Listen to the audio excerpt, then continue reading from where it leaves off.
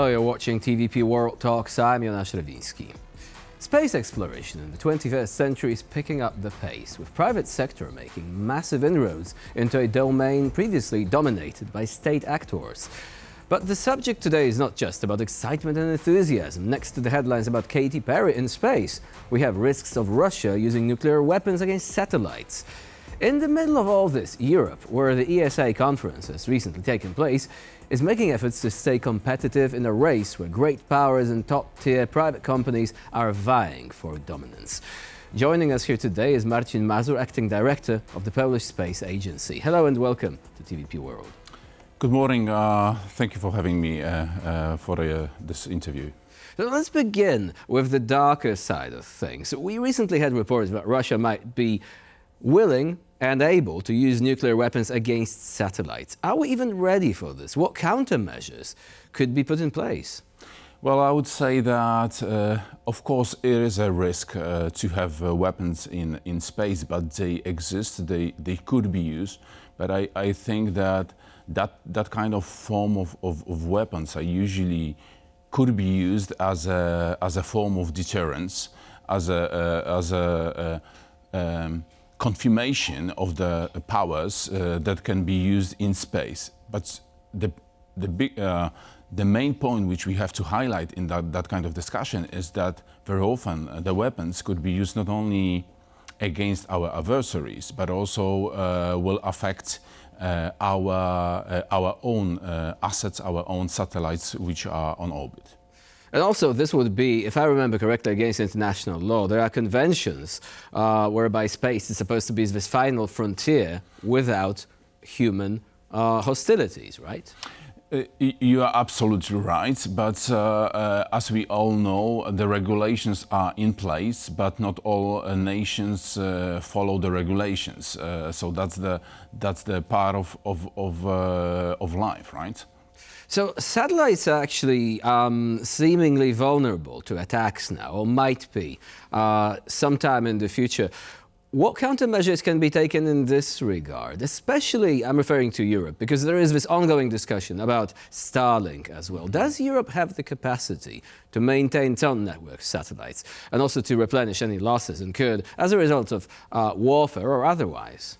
Well, of course, at current geopolitical situation, it's important to have open discussion and efforts to implement solutions which will help support all European Union or nations, which the single nations which don't have ambition or capacities to do it on their own, right? So it's important to cooperate, to try to be prepared and to be ready to react for any risk, threats which are potentially on orbit. But do we have a genuine Starlink rival in Europe right now? For example, I'm asking because Ukraine, if disconnected from the Starlink system for some reason, would be in great peril when it comes to intelligence gathering, for example, and military maneuvers on the ground. Of course, satellite communication capabilities are necessary to be used in military operations as well as on civilian side for security aspects as well. However, I have to say that a couple of years ago we still had satellite communication capabilities, more traditional, based on geostationary orbit, and we use them without Starlink. Of course, that type of solutions are built in Europe, like by French Eutelsat with OneWeb, and it's hard to compare more than 7,000 Starlink satellites to 600 of OneWeb, but still there is a capability which could be used or be ready to be used. So this brings me to another question, a broader one. Judging by what was said during the ESA conference, Where does Europe stand in this race? Because it is being squeezed by the US on one hand, also private companies like Blue Origin or SpaceX, but also by Russia and China. So can Europe actually make its own impact in this sector and grow to become a potent, respected player? I would say an independent one, we should add. Definitely, we have to more cooperate, and not only from users' perspective or customers of the service, of data, of capabilities, but also on industry side to cooperate to have a common not only satellites but also ground segments, to have common subcontractors or components provided by subcontractors to be more interoperable, to give us more chance to provide the information, data on time to the right people. Would you expect a SpaceX rival to emerge on the European soil? A powerful private company that would be able, for example, to send tourists into space, like, you know, with the whole Katy Perry thing that's actually making the headlines now, or more seriously, helping Europe develop its own defense capabilities in space? The market, the space market has been changing. The private companies are in place and they are drivers of the sectors at this moment, definitely.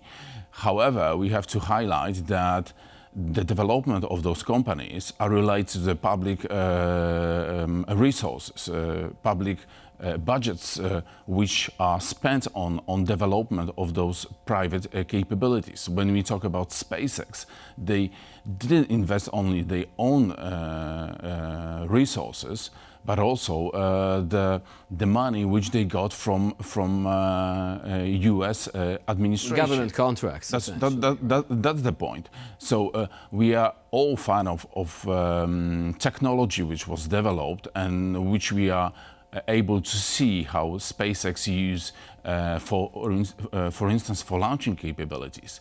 But still, the public investments are required for the development also in Europe. So we hear a lot about small companies, startup companies, for example, building small satellites or components for satellites. And that is great. I mean, this encourages us to look towards the future with enthusiasm. We have the first Polish astronaut in decades about to participate in a crewed mission on the International Space Station. But on the other hand, there are limitations. For example, launch sites. Does Europe still depend on its partners abroad when it comes to sending people or any sort of devices into space? Well, the space sector is, there's no one provider to provide the whole service of launching of the technology for rockets, for instance, or for satellites. There are plenty of sub-providers of components which are necessary to be in place. It means that even in Europe, how we want to be compared to the US with the capabilities, with satellite assets, we based on European sub-providers. But it's of course important to control the supply chain and to be sure that the components which are provided to the systems are safe and secure, and we control the whole chain. But there are still issues, like, for example, the launch sites, right? The Americans don't have to ask anyone for permission when launching people or satellites into space. With Europe, it's a bit more complicated. Just very briefly, how would you explain the issue of Europe not being able to launch major rockets from its own territory? I mean, we have French Guiana, but this is outside European territory. So how does it work from a standpoint that would make it possible for someone who is not a physics major to understand? Well, I would say that yes, the main European launching facility is French Guiana, is a part of ESA, a project which is financed by European Space Agency as well, and it is used for most European launching. Of course, when you compare territory of Europe as a continent, still we used to we did some launching from out of Europe, for instance, from Kazakhstan in Baikonur, but currently we use mostly from French Guiana.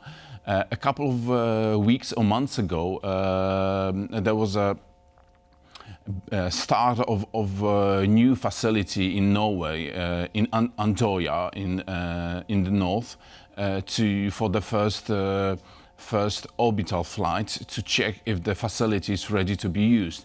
It takes time, of course, to be used regularly, to use with rockets with payloads on board, but it needs to be tested.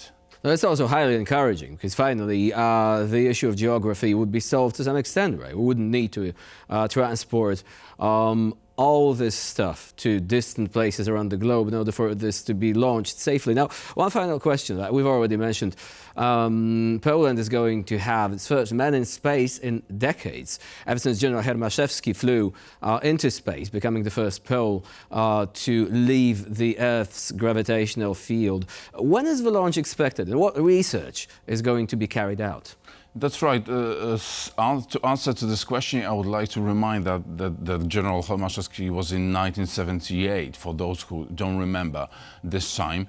And Sławosz Uznański-Wiśniewski will be the second Polish citizen to be launched to space with a mission on International Space Station.